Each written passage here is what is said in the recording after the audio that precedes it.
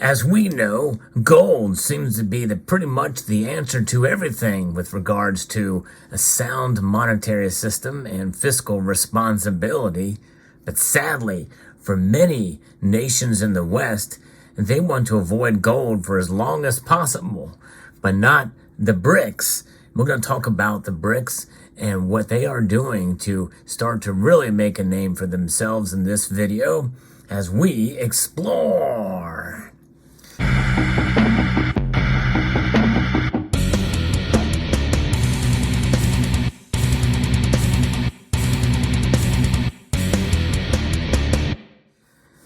Everybody should pay attention to what's happening with the acronym that represents a group of nations that have come together for a common cause as emerging economies.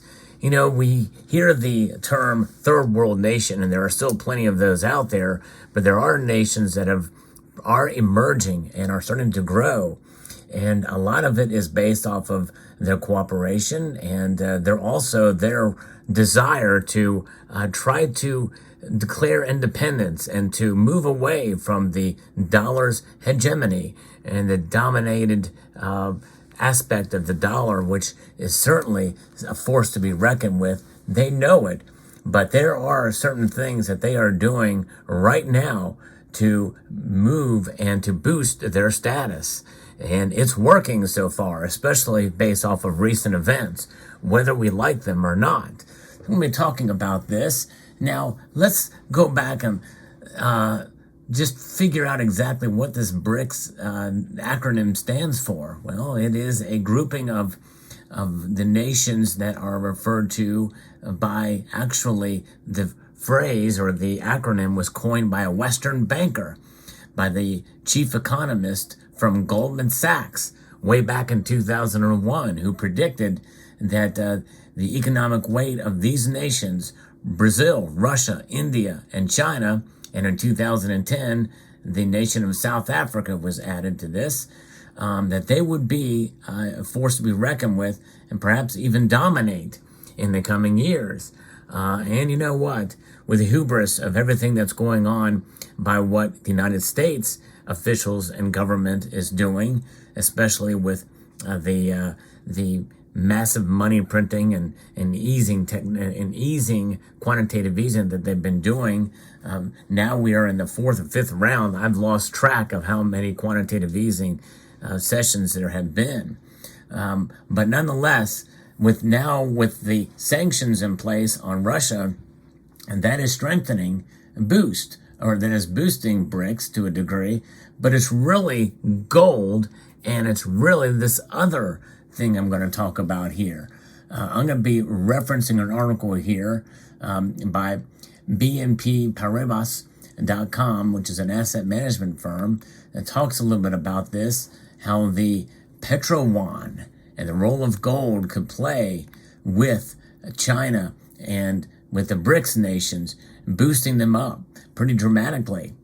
If Saudi Arabia decides to trade oil with China in renminbi rather than US dollars, it would add momentum to the petro-yuan trading already happening between China and Russia. More players are choosing to trade oil and other products with China in yuan. Could help the Chinese currency reach critical mass internationally over time. Now, that's the key phrase here, is over time. You know, you've heard me talk about a bit before how, you know, that these things that we're talking about, these little tiny steps are just chipping away at the dollar's dominance.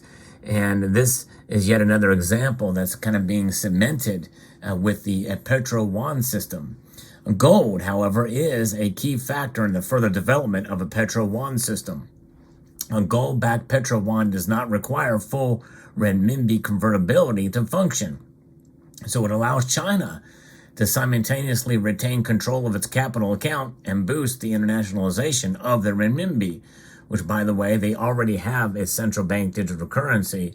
So they're utilizing all the worst of what is coming for the United States, but also the best by providing a boost with its backing by gold. That provides trust to the nations that deal with China. The system would enable the renminbi to become an independent asset class over time and build out both the renminbi's internationalization and China's own capital markets. It could also eventually disrupt the US dollar-denominated SWIFT, which, by the way, stands for the Society of Worldwide Interbank Financial Telecommunication, the global payment system. So President Xi Jinping visited Saudi Arabia just a few weeks ago during the first China-Arab States Summit and the China Gulf Cooperation Council Summit. China is the world's biggest energy consumer.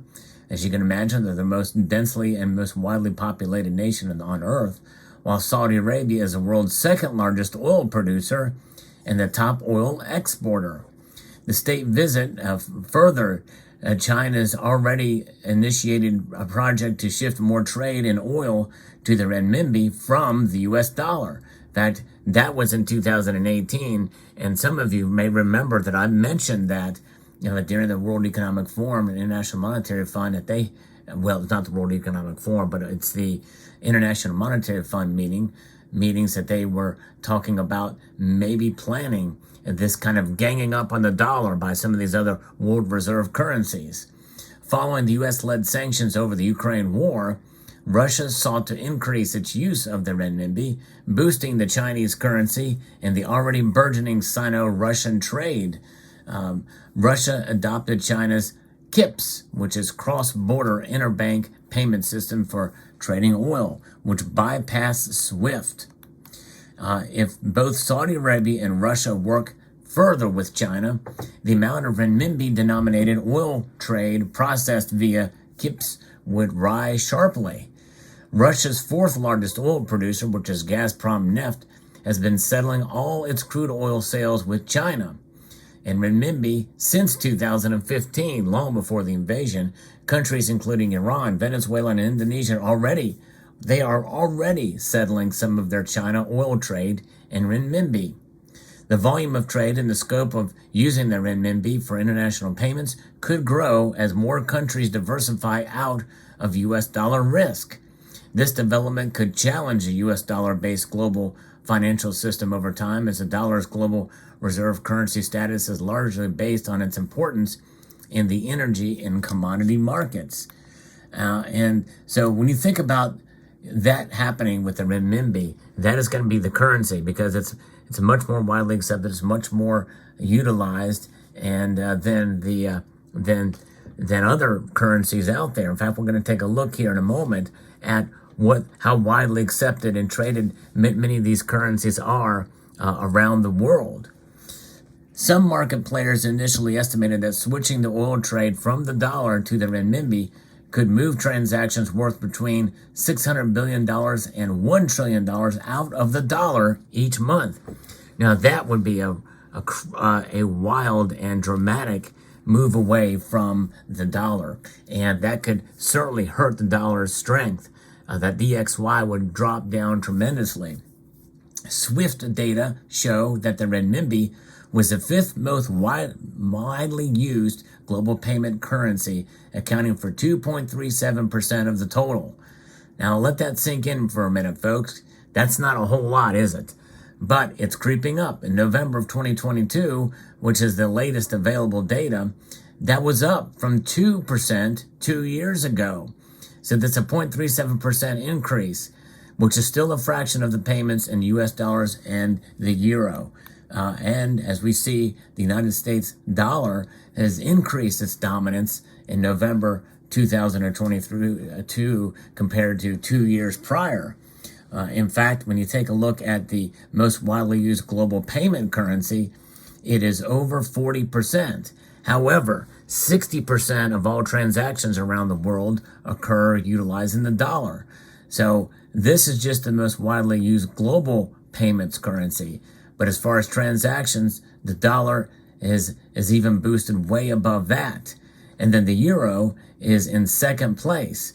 And it accounts for about 35% of all transactions.